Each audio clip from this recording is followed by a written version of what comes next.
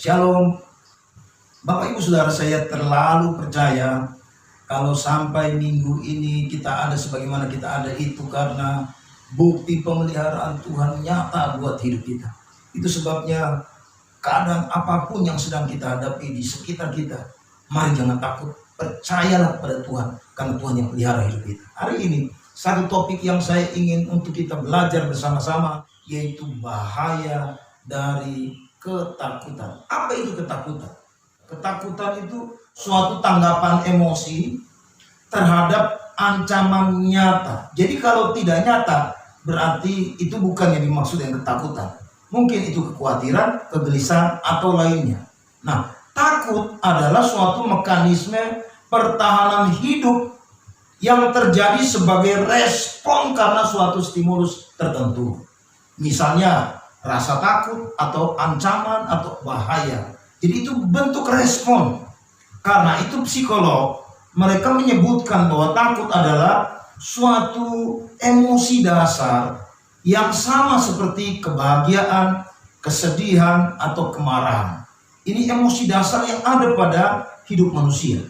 Namun jika ketakutan itu berlebihan atau bercampur dengan kegelisahan, kecemasan, kekhawatiran untuk apapun yang dibayangkan atau dipersepsikan, maka sangat berbahaya. Mengapa? Karena itu bisa menerobos kepada ketakutan terhadap kehidupan itu sendiri, yang pada umumnya orang kenal dengan istilah fobia.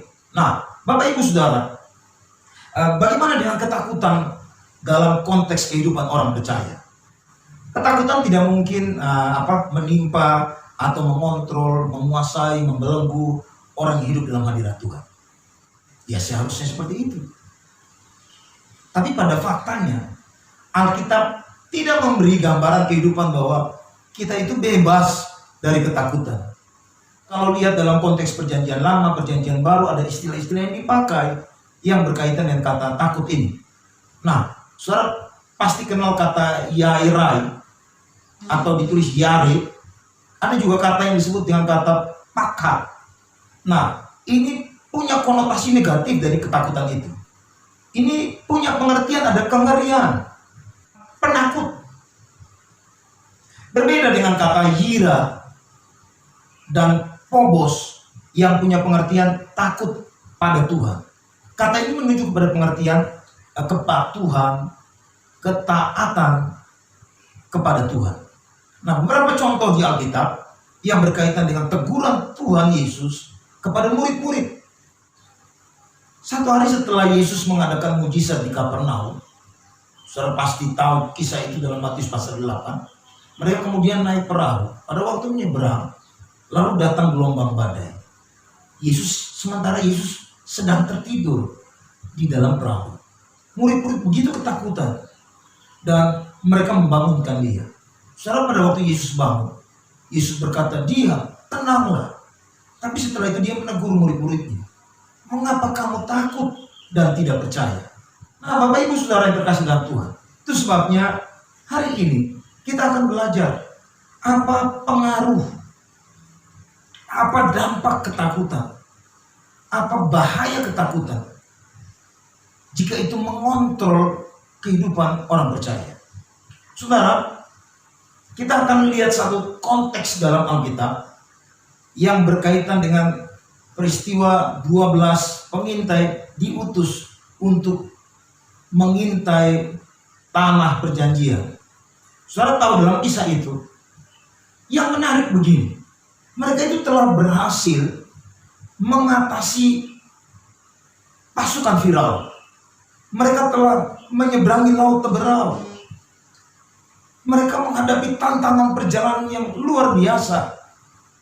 Ada padang gurun yang mereka lalui, keputusasaan, kelaparan, kehausan, bahkan beberapa kegagalan-kegagalan yang mereka telah lalui. Dan hari itu, kisah di Ulangan pasal 1 ayat 19 sampai ayat 33 itu menjelaskan mereka sedang berdiri di pintu gerbang masuk tanah perjanjian. Mereka sedang ada di tanah yang kita kenal dengan nama Kades Barnea. Bukankah hari itu Tuhan memberikan perintah kepada mereka? Saya bacakan kisah ini. Kemudian kita berangkat dari Horeb dan berjalan melalui segenap padang gurun yang besar dan dahsyat yang telah kamu lihat, ke arah pegunungan orang Amori, seperti yang diperintahkan kepada kita oleh Tuhan Allah kita. Lalu kita sampai ke Kades Barnea. Ketika itu aku berkata kepadamu, kamu sudah sampai ke pegunungan orang Amori yang diberikan kepada kita oleh Tuhan Allah kita. Saya garis bawahi, ketahuilah Tuhan Allahmu telah menyerahkan negeri itu kepadamu. Majulah, dudukilah seperti yang difirmankan kepadamu oleh Tuhan Allah nenek moyangmu. Di sini dibilang begini, janganlah takut dan janganlah patah hati. Saya langsung ayat yang ke-26. Tetapi kamu tidak mau berjalan ke sana, kamu menentang titah Tuhan Allahmu. Bapak Ibu saudara, lihat kisah ini. Ada perintah, ada penegasan bahwa Tuhan telah berikan negeri itu kepada mereka. Bagian mereka hanya disuruh duduki, maju dan duduki tempat itu. Tetapi ternyata ayat 26 menjelaskan bahwa bukan hanya mereka enggan atau mengabaikan perintah itu. Alkitab bahkan mencatat mereka menentang titah Tuhan Allahmu. Bapak Ibu saudara, lihat di sini rancangan terbaik yang Tuhan ingin untuk mereka alami. Ternyata hanya ketakutanlah yang dapat mencegah mereka sehingga mereka tidak peroleh itu. Ternyata dalam kisah ini, Bapak Ibu saudara, ketakutan menjadi rintangan bagi mereka sehingga mereka nggak capai garis akhir. Padahal 2 tahun perjalanan mereka sudah lalui untuk tujuan pergi ke tanah itu. Tapi lihat, ketakutan itu punya pengaruh besar. Sehingga saya catat di sini, saya simpulkan di sini, ketakutan itu bisa menciptakan ketidaktaatan. Ketakutan itu bisa menghadirkan ketidaktaatan dari seorang yang percaya kepada Tuhan. Hari ini ingat baik-baik bahwa dampak dari ketakutan, pengaruh dari ketakutan itu bisa menghasilkan ketidaktaatan, bisa mempengaruhi kita sehingga kita bahkan menentang Tuhan. Coba lihat peta ini.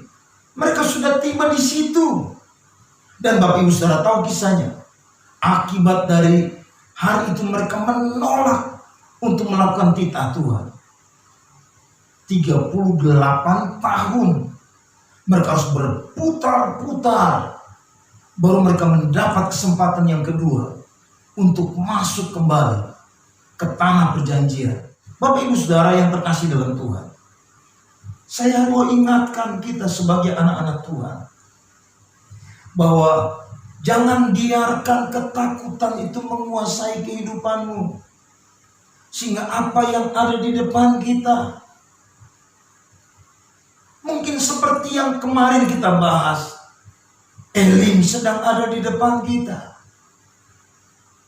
Seperti yang kita sedang lihat dari konteks ini, tanah perjanjian sedang ada di depan kita, tinggal diduduki.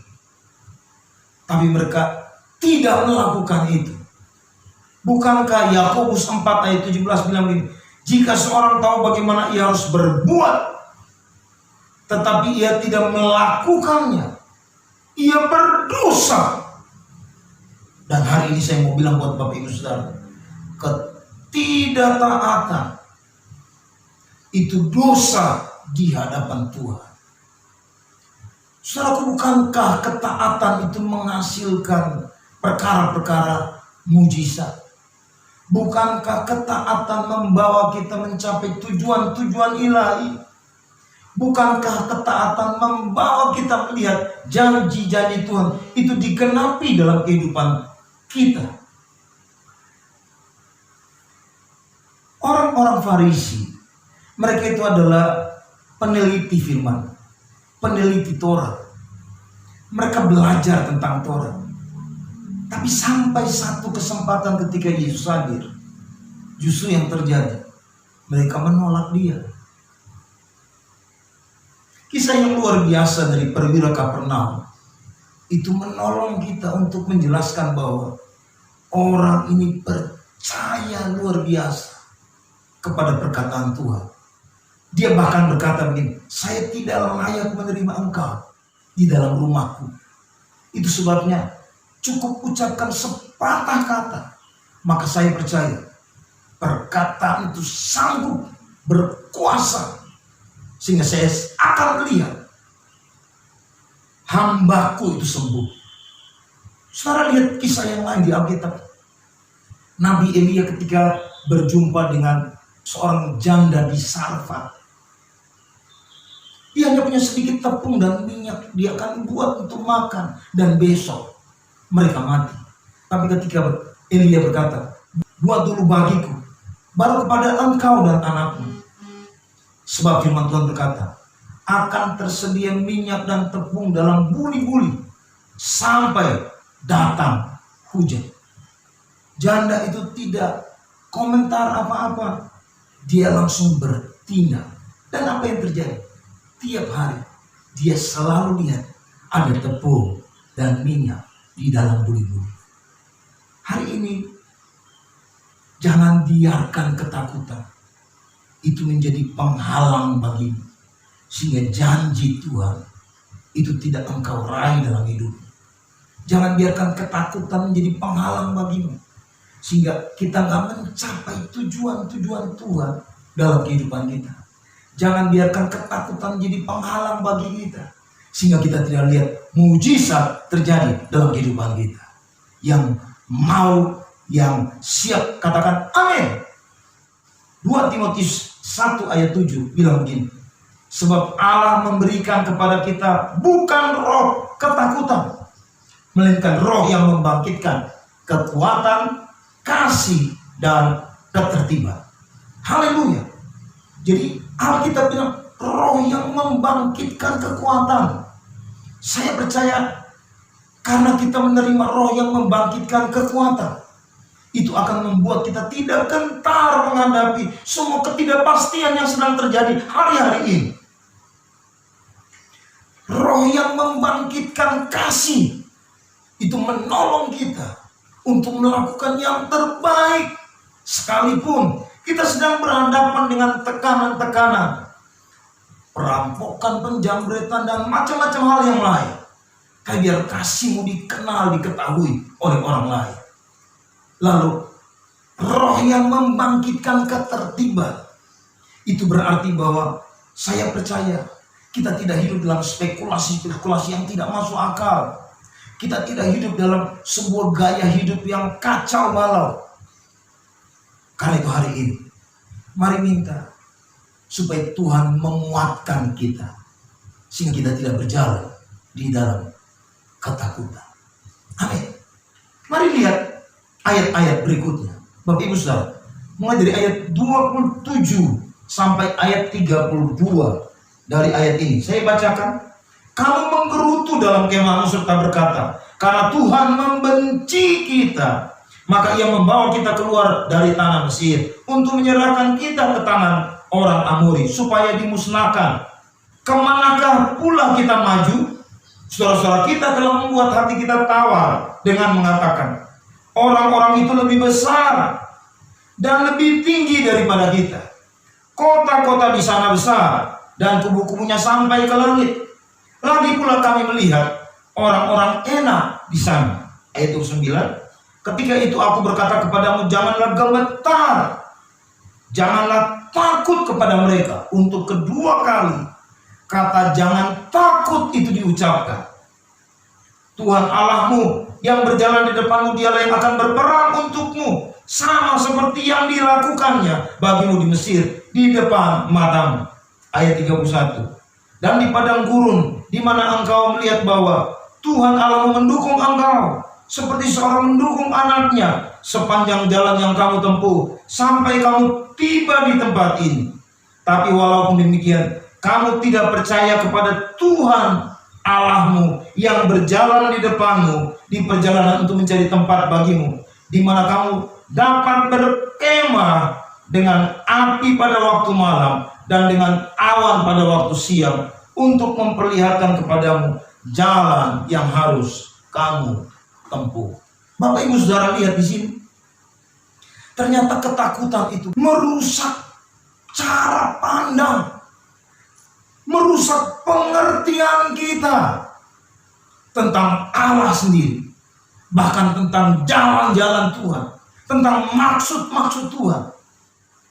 Sampai berkata, Tuhan menjebak kita, sehingga Dia bawa kita ke tempat ini. Dan itu yang diucapkan oleh orang Israel. Mereka berkata, Tuhan membenci kita, karena itu bawa kita keluar dari Mesir untuk menyerahkan kita, untuk dimusnahkan.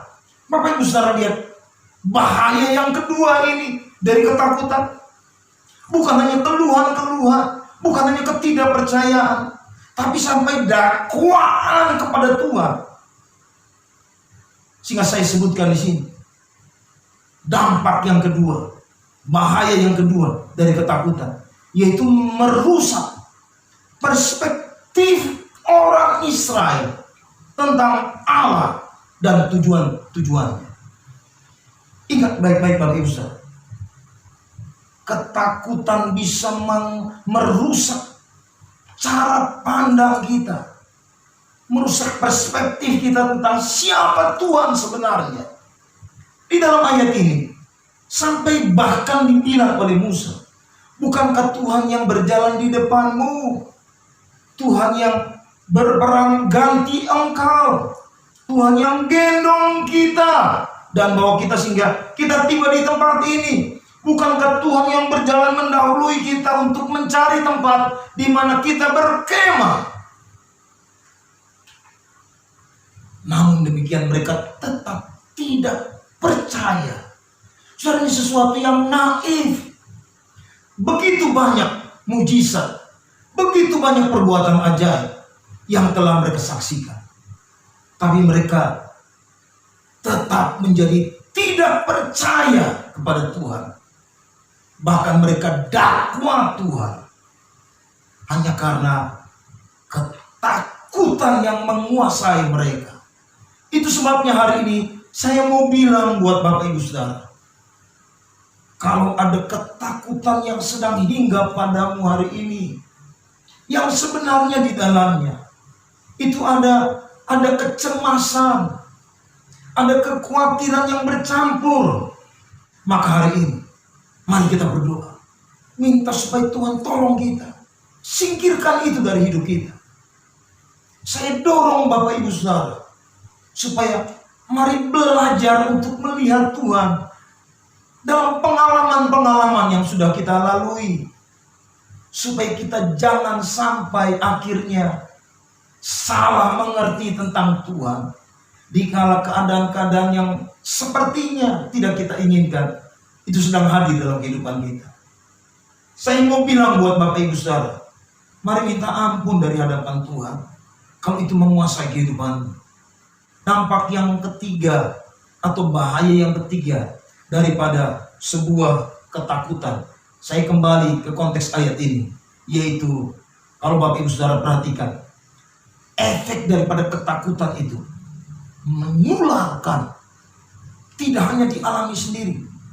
10 orang pengintai yang ketika pulang dengan perspektif yang tidak seperti Yosua dan Kaleb, mereka, apa yang mereka beritakan, apa yang mereka ucapkan, itu menular kepada orang-orang yang ada di sekitar.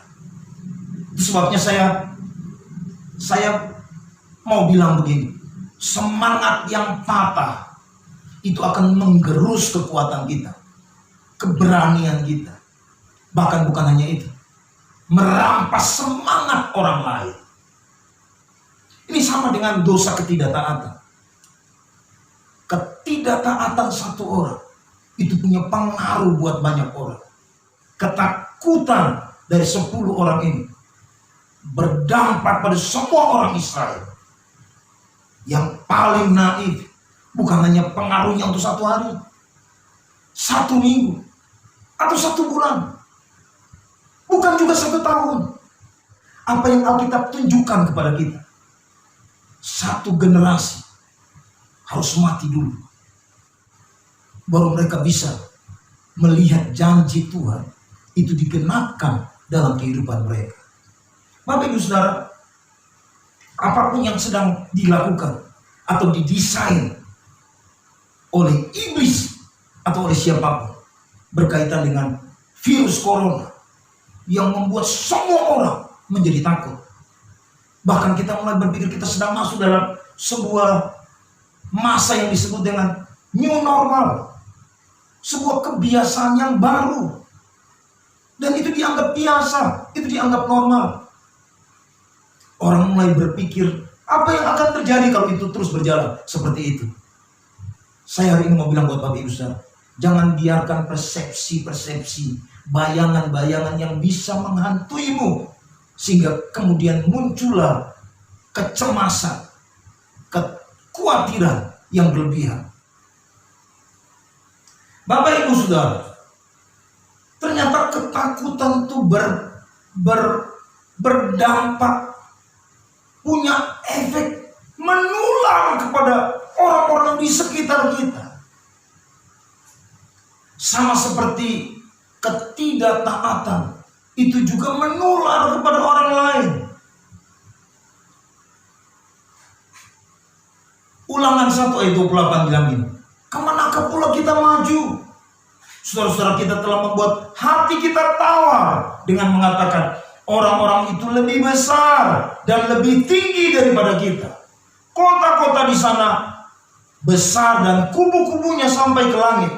Lagi pula kami melihat orang-orang enak di sana. Bapak Ibu Saudara, orang Israel, satu bangsa, menjadi tawar karena sesuatu yang tidak baik yang ditularkan oleh 12 pengintai itu. Dari konteks ini saya melihat bahwa ketakutan lebih menular dibanding penyakit apapun yang ada di dunia ini.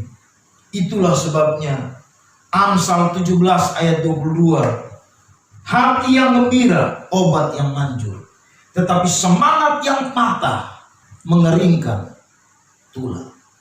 Mari bersuka cita, mari bergembira, karena itu menjadi obat buat saudara dan saya. Mari optimis, percaya kepada Tuhan, itu menjadi obat buat saudara dan saya. Sebab kalau semangatmu menjadi patah atau engkau menjadi tawar hati, itu berdampak, digambarkan mengeringkan tulang, membuat kekuatan itu sepertinya dilumpuhkan, membuat kita tidak sanggup berbuat apa-apa. Ayat yang lain, Amsal 18 ayat yang ke-14, demikian bunyi firman Tuhan, orang yang bersemangat dapat menanggung penderitaannya, tetapi siapa akan memulihkan semangat yang patah? Seolah-olah bahasanya, kalau semangatmu patah, tidak ada orang yang bisa menolong engkau. Kalau engkau tawar hati, tidak ada yang bisa menolong engkau. Tapi kalau engkau bersemangat, itu akan membuat engkau kuat, sehingga penderitaan apapun engkau bisa menanggungnya. Amin. Karena itu, mari tetap bersemangat. Jangan biarkan ketakutan itu menulari engkau. Jangan biarkan ketakutan menguasai engkau. Kita akan tutup hari ini bagaimana menghadapi keadaan yang sedang ada di depan kita. Bagaimana menghadapi bahaya ketakutan ini. Yang pertama, mari cari Tuhan sungguh-sungguh. Daud ketika menghadapi kengerian, kedahsyatan, karena orang-orang di sekitar yang berusaha untuk membunuh dia, dia mencari Tuhan sungguh-sungguh. Elisa pada waktu orang Aram datang berperang melawan Israel, Elisa mencari Tuhan. Dan Alkitab bilang ini, dia berkata, yang menyertai kita lebih besar dari yang menyertai mereka. Hizkia menghadapi penyakit, bahkan ancaman kematian. Dia cari Tuhan sungguh-sungguh. Mari cari Tuhan. Mari terus berdoa. Mari terus berpuasa. Yang kedua, kita harus mengalami Tuhan dalam hidup ini. Yang disebutkan oleh Musa dalam Ulangan 1 ayat 31. Kita harus bukan hanya memahami, tapi mengalami bagaimana Tuhan berjalan di depanmu, berperang ganti engkau, gendong engkau, bawa engkau dari satu pengalaman kepada pengalaman yang lain. Kita harus alami Tuhan dalam hidup ini. Mari bukan hanya cari Dia, tapi sampai engkau alami Dia. Yang ketiga, mengapa sampai Alkitab menjelaskan buat saudara saya bahwa Yosua dan Kaleb punya sikap yang berbeda. Bilangan 32 ayat 11 dan 12. Bahwasanya orang-orang yang telah berjalan dari Mesir, yang berumur 20 tahun ke atas, tidak akan melihat negeri yang kujanjikan dengan bersumpah kepada Abraham, Ishak dan Yakub. Oleh karena mereka tidak mengikuti aku dengan sepenuh hatinya, kecuali Kaleb bin Yefune orang Kenas itu dan Yosua bin Nun, sebab keduanya mengikut Tuhan dengan sepenuh hatinya. Mari ikut Tuhan dengan segenap hati. Keempat, percaya kepada Tuhan dan perkatakan janji-janji Allah. Kalau kita sedang butuh perlindungan hari-hari ini, mari baca Ulangan 31 ayat 6, Mazmur 27 ayat 1, Mazmur 91, Mazmur 118 ayat 6, Amsal 3 ayat 25 sampai 26, Amsal 9 ayat 25, Yesaya 41 ayat 10, supaya engkau tidak perlu takut dengan hal-hal hidup. Dan yang terakhir, serahkan hidupmu kepada Tuhan Yesus, sebab Dia yang memelihara engkau. Mari kita akhiri, kita tutup ibadah hari ini. Saya mau berdoa buat saudara yang hari ini mau buka hati untuk terima Tuhan Yesus. Angkat tanganmu dan berkata, Tuhan Yesus, saya orang berdosa, upah dosa itu maut. Tapi karena kasih Engkau telah mati buat saya, supaya saya yang berdosa, kalau saya percaya, saya diselamatkan. Hari ini, saya buka hati saya undang Tuhan Yesus masuk dalam hidup saya. Engkau menjadi Tuhan dan Juru Selamat saya. Saya mengaku dengan mulut ini dan percaya dalam hati bahwa Engkau Tuhan dan Juru Selamat. Hamba-Mu juga berdoa, berkati semua anak-anak-Mu ya Allah. Tuhan, jika ada hal-hal yang berkaitan dengan ketakutan, kami hari ini minta anugerah Tuhan menopang kami. Kami tolak, kami usir, enyah dari hidup kami. Kami tidak akan izinkan ketakutan menguasai, menaklukkan, memperbudak kami. Karena kami tidak ingin pengalaman seperti bangsa Israel itu terjadi bagi kami. Kami berdoa dalam perjalanan ke depan, biar kami lihat di musim yang baru, Tuhan mengerjakan perkara-perkara yang baru. Kami lihat dimensi yang baru itu terjadi dalam kehidupan kami. Kami punya cara pandang yang benar. Tuhan bawa kami pada kemuliaan yang semakin besar. Berkati setiap anak-anak-Mu ya Allah. Sembuhkan yang sakit, kuatkan yang lemah, beri penghiburan buat yang sedang susah. Di dalam nama Tuhan Yesus Kristus, kami berdoa dan kami bersuka cita buat Tuhan yang selalu menyertai kami. Haleluya.